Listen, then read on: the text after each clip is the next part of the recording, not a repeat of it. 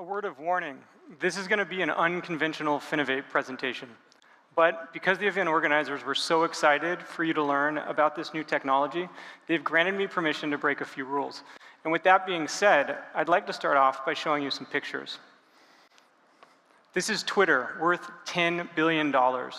This is LinkedIn, worth $26 billion. And this is Facebook, worth over $400 billion. What you're looking at is the information these companies collect every time you add someone as a friend or follow a profile. It's connection data, also called social graph data. The dots are people and the lines are how they are connected. This information is highly valuable, closely guarded, and a significant part of why the companies I just mentioned are worth so much money.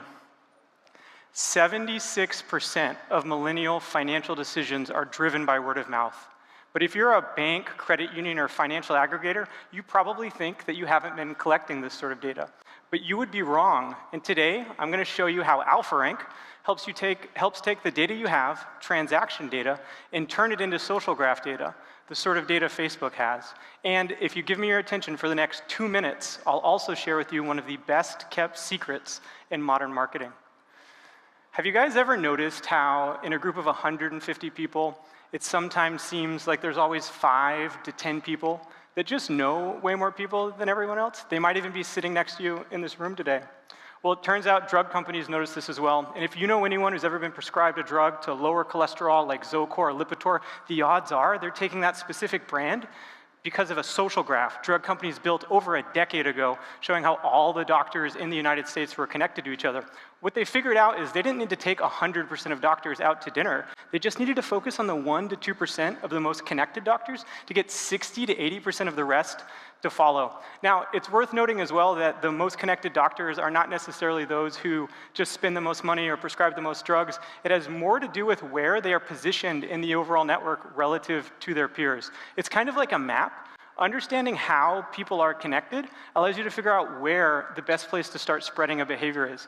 And as questionably ethical as this is, there's a lot of things we can learn from it and apply to the world of banking. For example, if you're trying to spread something in your existing customer base, like a credit card or a mobile banking app, starting with the 1 to 2% of your most connected people first will save you time and money in the long run and speed up those adoption curves. Now, you may or may not know this, but Facebook actually used to share this data with other companies, but in 2013, they deemed it too valuable, and they cut off access.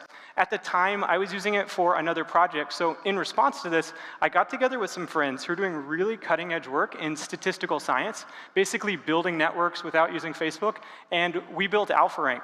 Alpharank is a piece of technology that takes large amounts of transaction data and then uses that transaction data to duplicate Facebook's social graph. Functionally, how it works is we take 2 to 3 years of credit or debit card data, we pump it through Alpharank. Alpharank then tries billions of possible network combinations to find the correct social graph, and we deliver that back to the FI. The data inputs are basic credit and debit card string information, typically a customer ID, a merchant ID, a timestamp, and a total. So we need to know who is it, where did they go, when did they go there, how much did they spend? Using that information alone, we're able to build a social graph. And when the results are ready, it looks like this. So this is essentially a spreadsheet version of those graphs I showed you at the beginning. What it says is we have an influencer, an influencee, and a total, meaning person A influences person B, C, and D for a total of 348 people being influenced. And this can be visualized just like those graphs I showed you before. So this is a 3D model of a banking social graph. Remember, the dots are people and the lines are how they are connected. So we can actually start to pull it around and get a feel for its structure. But let's jump right in and identify an influencer. This is going to be Sam. Sam's clearly connected to some friends. So remember, if you're trying to spread something like a credit card or a mobile banking app, start with Sam first. Literally, even if you have to take him out to dinner, he's going to speed up those adoption curves through the rest of the network.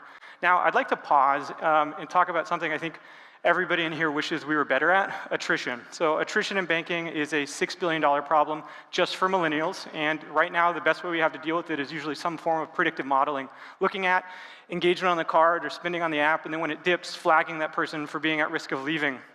Now, as an SVP of Capital One told me, predictive modeling does a great job of predicting who will leave, but it does a terrible job of getting people to stay. The reason being, by the time someone's changed their behavior, they've usually already changed their mind. And as it turns out, there was another industry 7, 8 years ago that had this exact same problem with predictive modeling, so much so that it was becoming a business risk. And they've spent a ton of money to develop next-generation analytical tools to bring those attrition rates down.